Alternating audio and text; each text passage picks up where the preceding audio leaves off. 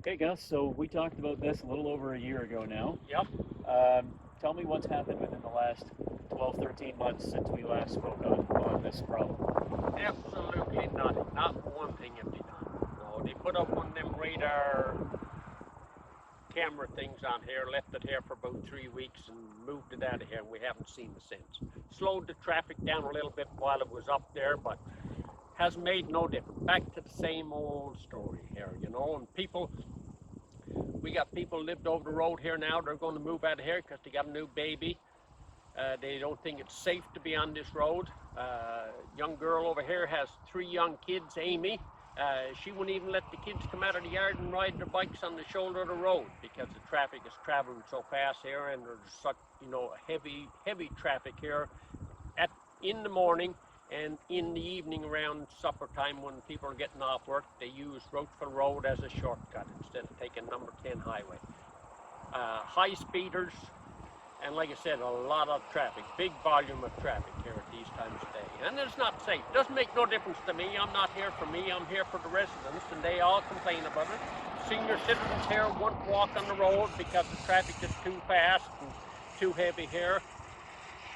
I walk downtown. I won't even walk on this road. You know what I mean? It's not safe to be here. And yet we cannot get the government to do anything. Funny thing is, we pay them to do a job, and they are failing the public in every area that we're responsible for, not only in speeders. I want to take a step back here. So you've lived here for, I think you said, what, about 12 10, years. 10, 12 years? Yeah. Yes. And this has been a problem that you've noticed ever since? Ever since. Oscar Conway over the road here has been here 30-some years, and Oscar got after me, to try to get something done. He runs a business. He hasn't got time to deal with government people because, that's a never-ending thing. I wouldn't know how many government telephone calls I made to government. 300-400 telephone calls. You call Fredericton up there, they'll say, "Oh, this is not my department." They might pass you on to 10 people, bring you right back around to the first person you talk to, and still they do nothing. We the taxpayers pay these people to look after this province, and they are failing miserably. All they're going to look out for is themselves and their big welfare companies. They're not worried about the little people. So you started to talk about it in your first answer, but I want you to expand on it a little bit. What have you seen along here? What has it been like? It's totally ridiculous here, the traffic here. Speeders, and I mean they are speeding. I bet you some of them, I've had cars go by my house here that you couldn't even read the license plate number on. Totally insane. We had a guy come up here the other day, hit this bump over here. He had an excavator on the trailer, and it probably rose off the trailer about a foot. Now that was a bad bump. Now this man didn't even stop to bother to check to see if this piece of equipment was secure when he left it. He's not supposed to be on the road anyway. This is no true trucking. I don't know why people don't understand that. There's signs there. I mean, they got to have a little bit of education. They shouldn't be here. It's high traffic. Trucks shouldn't be here. Number 10 highway runs parallel. It's probably 200 feet longer than Roachville Road, so GPS sends them the shortest route. I would appreciate it if somebody in the country knows who to call, the GPS, to get them to take this street off the GPS so they're not traveling here, eh?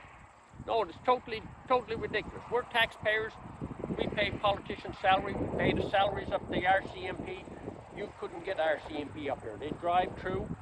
A drive-by shooter spend more time in the neighborhood than the RCMP does here, eh? And they're just refusing to do anything. Have you had any close calls, whether it's outside Yes. mowing your lawn or getting mail or anything like that? Traffic here all the time. You got to watch the traffic coming over the hill here. I mean, poor old Tinder is 90 years old, so he's a little bit slower than I am. I'm 72, but I'm quite fast, so I can get across there. But it is a problem. You got to watch the traffic. We had a girl come in off the highway over here one day. She was traveling that fast that she lost control of her car coming in there and putting there, hit the mailbox out in front. And now, like I said, there's 3 little kids traveling, in there. You know what children are like. We were all kids one time. We liked to drive our bicycles on the shoulder of the road and stuff. If there had been a child out there that day, she would have hit that child and killed him. Totally ridiculous. Can't understand why they don't enforce it and do something. But they're refusing to do anything. what yet are around come election time, like right now, looking for votes, eh? Now, you did mention before that one small change that they did make was adding the signage that says no through truck traffic. And there's one on the highway itself for traffic that's turning down this way, and then there's one, I guess, down the other way that I missed on the way here. But, have you noticed have those signs done anything at all? Not really. They're totally ignoring it. You see, they don't look for signs on the side of the road anymore. They're following their GPS on the dash. Race one another or what?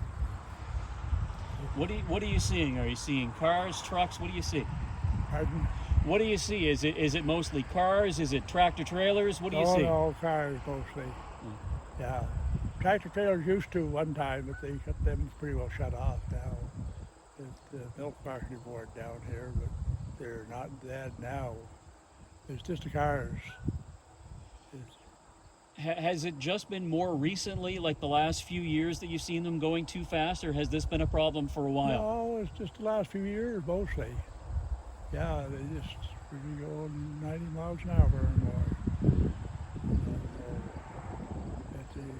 The RCMP was here a few times, and that helped a little, but they ain't been up here for a bunch of years.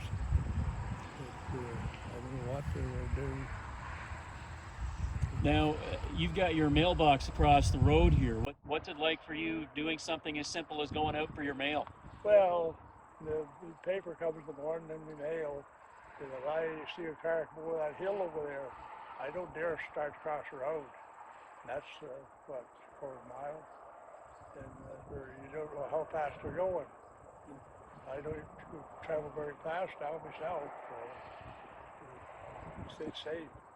And the kids, they say, look at the mirror over here, there's a bunch of kids. 3 or 4 kids, and it's safe for them. Have you had any close calls yourself? Have you come close to being hit before? Not really, no. No, I have to watch it all sharp though. I have to watch the traffic. Yeah. Well, have you seen other people have close calls? Well, not. Well, I've seen one who came across the road here a couple of years ago. He just started school, but I seen him come there and he put her out the road. Yeah. But the other side of that, I haven't seen anyone. I know Gus has been sending letters and emails to the government trying to get them to fix this problem, and he hasn't had much luck. No, I know. What would you like to see happen along here? If you had your choice, what would you like to see? Well, we got a crossing over here now. That helps some. We're just trying to have soft grid. It's rough.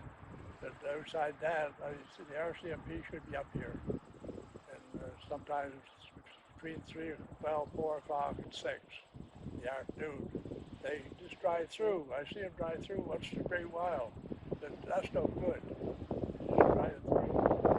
They should be up here down the radar. Behind me. What about signs? Do you think there should be more signs, noting the speed limit and reminding people that, there are people living around here and stuff? They can't see a sign anyway. The signs there now, 60, they're going 90. So they ain't looking at signs. You don't pay attention to signs. True enough.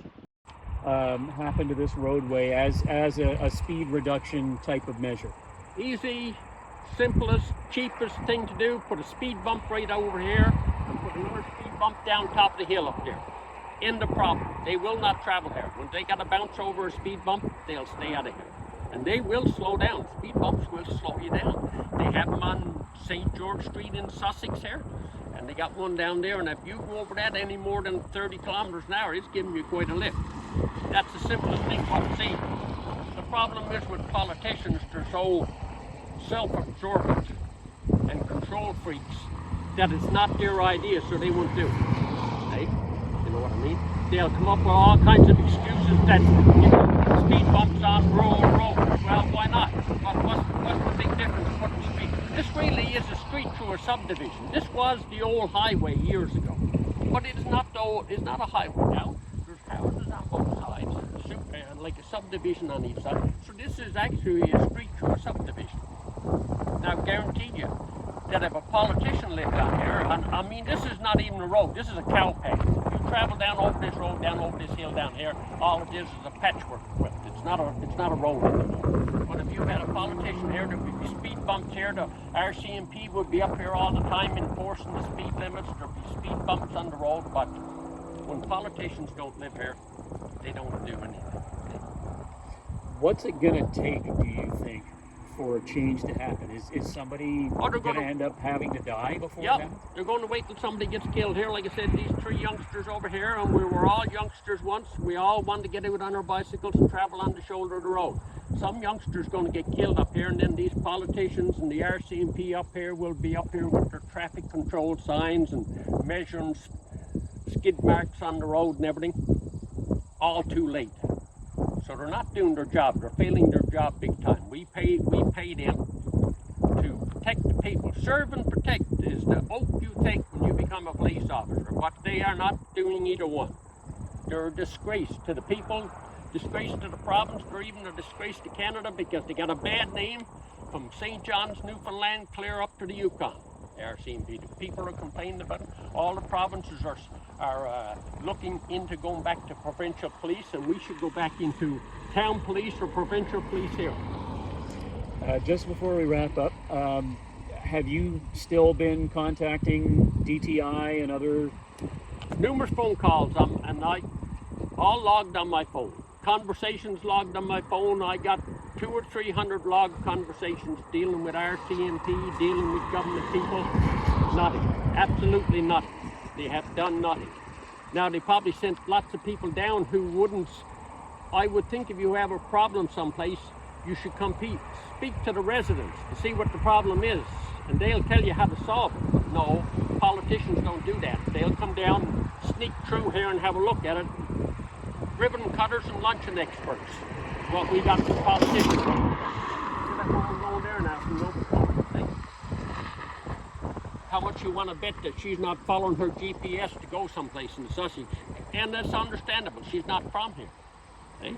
But take this street off the GPS and they won't be coming here.